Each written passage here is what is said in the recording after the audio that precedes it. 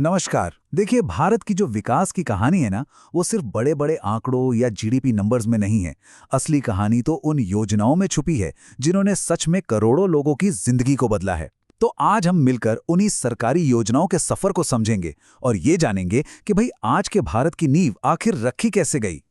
और यही सवाल कि ग्रामीण कल्याण से लेकर डिजिटल वॉलेट तक आखिर कहानी है क्या, यही हमारे आज के पूरे विश्लेषण का दिल है, कह सकते हैं। तो चलिए एक सफर पर चलते हैं, देखते हैं कि समय के साथ नीतियां कैसे बदली, कैसे उनका रूप बदला। मतलब बच्चों के पोषण जैसी बुनियादी जरूरत से कहानी शुरू हुई और आज हम डिजिटल इंडिया की बात कर रहे हैं। ये पूरा सफर कैसा रहा, आइए देखते हैं। तो कहानी शुरू करते हैं बिल्कुल शुरुआत से। सबसे पहले बात करेंगे उन शुरुआती सालों की जब एक नए देश के सामने सबसे बड़ी चुनौतियां थीं। स्वास्थ्य, गरीबी, विकास, इन्हीं बुनियादी जरूरतों से निपटने के लिए जो पहली नींव रखी गई, आइए पहले उसे समझते हैं।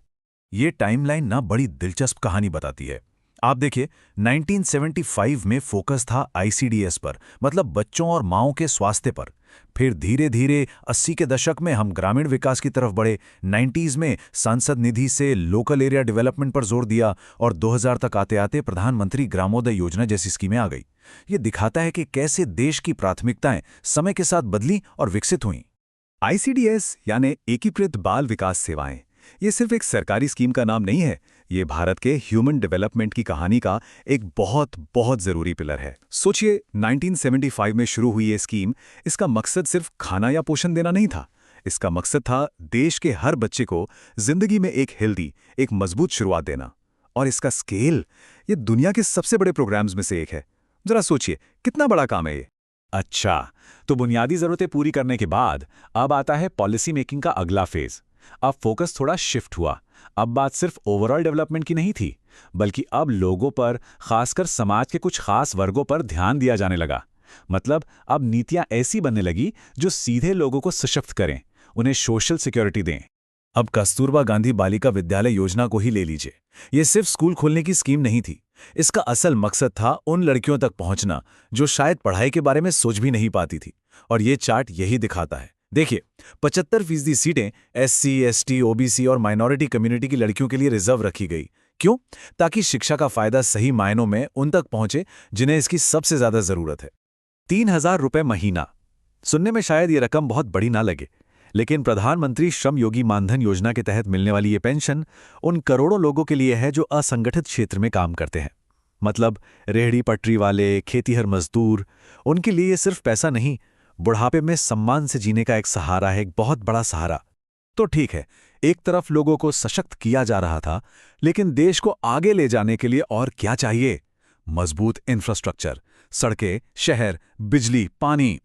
तो अब हम उस दौर की बात करेंगे जब फोकस इन चीजों पर आया, जब एक नए भारत के निर्माण की नींव रखी जा रही थी। 65 शहर। Jawaharlal Nehru national urban renewal mission या JNNURM का टारगेट देखिए।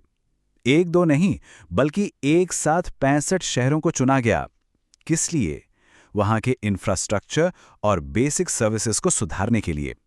ये भारत के शहरों का चेहरा बदलने की एक बहुत बड़ी और महत्वाकांक्षी कोशिश थी। लेकिन कहानी सिर्फ शहरों की नहीं थी। अगर शहर चमक रहे हैं तो गांवों को पीछे नहीं छोड़ा जा सकता, है ना? और यहीं पर आती है प्रधानमंत्री ग्रामोदय योजना। इसका मकसद एकदम साफ था। जैसा कि हम देख सकते हैं, ग्रामीण इलाकों में लोगों की जिंदगी को बेहतर बनाना। कैसे? बिजली, स्वास्थ्य, शिक्षा, घर, सड़कें, पीने का पानी, सब कुछ मुहैया कराकर। ये अर्बन और रूरल डेवलपमेंट को बैलेंस करने की एक बहुत जरूरी कोशिश थी। और अब हम आते हैं आज के दौर में, वो दौर जो टेक्नोलॉजी से चलता है। ये स्कीम्स की वो लहर है जिसमें डिजिटल पहचान, फाइनेंशियल इनोवेशन का इस्तेमाल हो रहा है। मकसद, हर एक नागरिक तक पहुंचना और सर्विसेज को सीधे बिना किसी लीकेज के उन तक पहुंचाना। ये है टेक पावर्ड युग। स्टैंड अप इंडिया और स्टार्टअप इंडिया, नाम इतने मिलते जुलते हैं कि कंफ्यूजन होना लाजमी है, पर दोनों का मकसद बिल्कुल अलग है। देखिए, स्टैंड अप इंडिया का फोकस है एससी एसटी समुदाय के लोगों और महिलाओं पर। उन्हें 10 लाख से 1 करोड़ तक का लोन देना ताकि वो अपना बिजनेस शुरू कर सकें। दूसरी तरफ स्टार्टअप इंडिया का दायरा बहुत बड़ा है। ये पूरे देश में इनोवेशन और एंटरप्रेन्योरशिप का एक इकोसिस्टम बनाने की बात करता है। एक का फोकस है समावेश, दूसरे का है इनोवेशन। और ये देखिए, आयुष्मान भारत डिजिटल मिशन, ये भारत के हेल्थ केयर का भविष्य है। और ये स्लाइड दिखाती है कि इसे कैसे बनाया जा रहा है, स्टेप बाय स्टेप।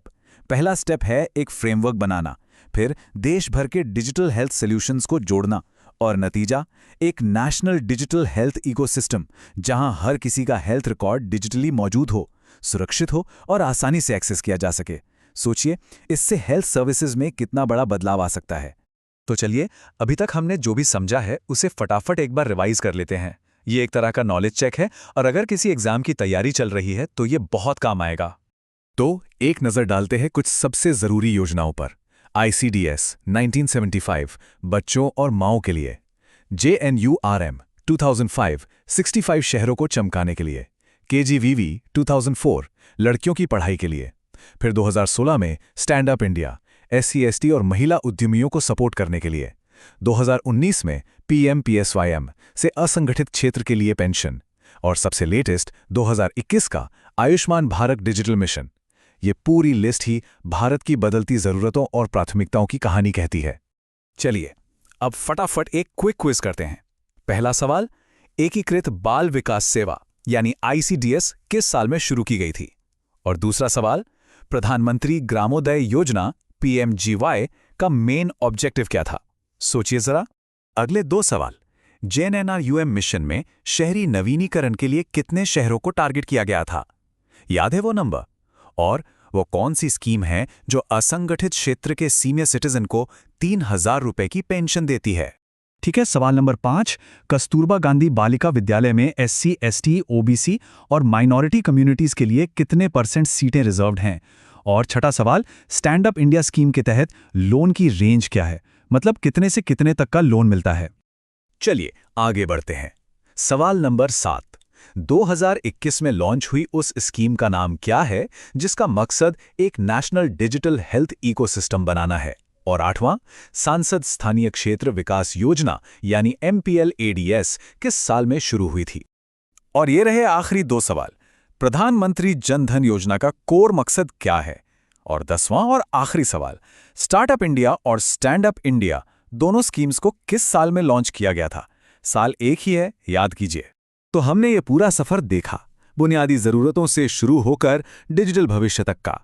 लेकिन कहानी यहां खत्म नहीं होती। अब सवाल ये उठता है कि आगे क्या? जैसे जैसे भारत और विकसित हो रहा है, नई चुनौतियां भी सामने आ रही हैं। तो अगली पीढ़ी की योजनाओं को किन नई चुनौतियों का सामना करना होगा? ये एक बड़ा सवाल है जिस पर हम सबको सोचना चाहिए। इस जानकारी पूर्ण प्रस्तुति के प्रायोजक हैं लॉजिक लैडर इंस्टीट्यूट। तो अगर आपको ये चर्चा उपयोगी लगी तो इसे लाइक और सब्सक्राइब जरूर करें। और हाँ, कमेंट्स में हमें बताइए कि आप अगली बार किस विषय पर इतनी ही गहराई से जानना चाहेंगे। जुड़ने के लिए धन्यवाद।